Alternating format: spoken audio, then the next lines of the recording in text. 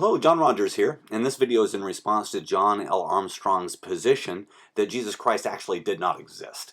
And you start everything out by saying, now that might seem like a crazy idea to a lot of people, and so you say that you might have thought that at one point yourself until you looked at the historical data. You know what? You're actually absolutely right. It is an absolutely strange idea that Jesus Christ did not actually exist. There certainly aren't a lot of people who would be so bold as to suggest that, to question the historicity of Jesus. As a matter of fact, what I would say is this: I've been watching some of your presentations, and I genuinely appreciate a lot of what you have to say. You're thought-provoking, articulate, very intelligent, and I think that I'm going to look forward to interacting with you on some things in the future. However, this is clearly a low point for you. It's a low point for you. The whole post, the whole position, I would encourage you you would do well to step away from the whole thing, because it's so unnecessary.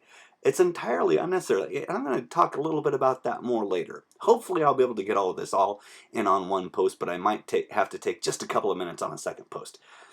Now, first of all, the very first thing that you say, going through it point by point, is that you say, first of all, Jesus, let's look at the writings of Jesus.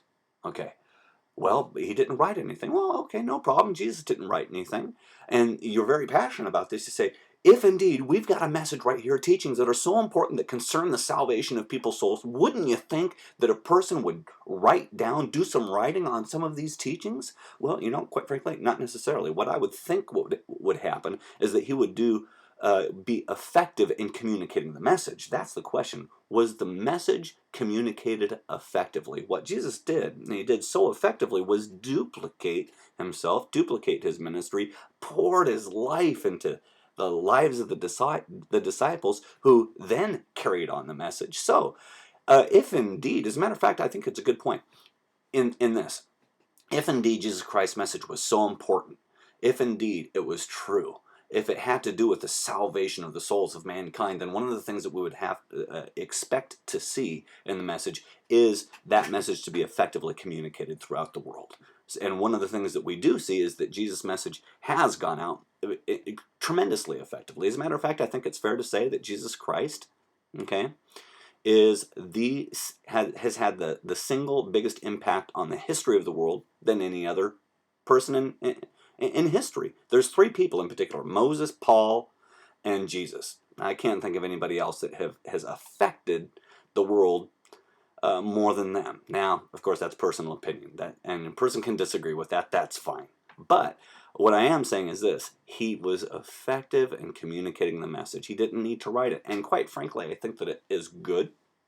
It's good that he didn't write. I think it's appropriate that he didn't write it, because you know how people are. I think that people would have just idolized those writings. I mean, people often have an unhealthy view of Paul's writings, quite frankly.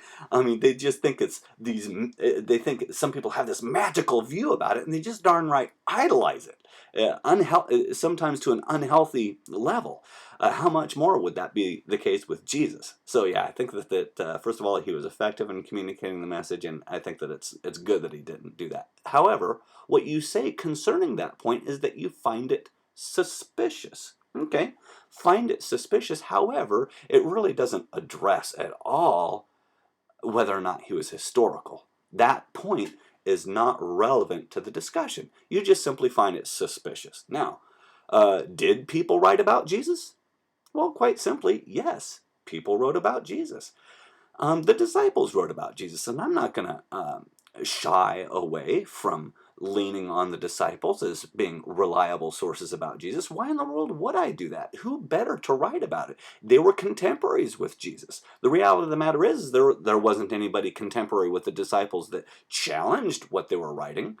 They are, I just find as a matter of fact, I think that that's a good point right there, because they taught so many things about Jesus. There were many people that were contemporary with them that could have easily debunked everything that they put forward, but they didn't. Take, for example, Paul, or Saul at the time. Saul persecuted the church. He was very zealous about that. In his persecutions, notice that he never said, listen, everything that you guys are saying is not true. That guy never even existed. And this is a point that I'm going to bring up a number of different times, intentionally bring up a number of different times, is that there are no historical documents or anybody that has challenged the historicity of Jesus as a person in all of antiquity. It just simply doesn't exist. And there were many, many people that would have good reason to do so. A question that's valid is, would the disciples have anything to gain at all in writing what they did? Well, the reality of the matter is that they lost a lot. They lost a lot. And also, I find it interesting what they wrote about themselves. You know what? It wasn't flattering information. The things that were communicated in the Gospels concerning the disciples, that wasn't flattering at all.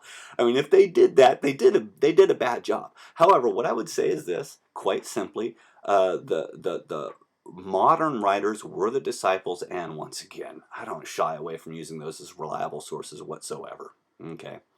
Now, yes, it was afterwards, but once again, it wasn't debatable.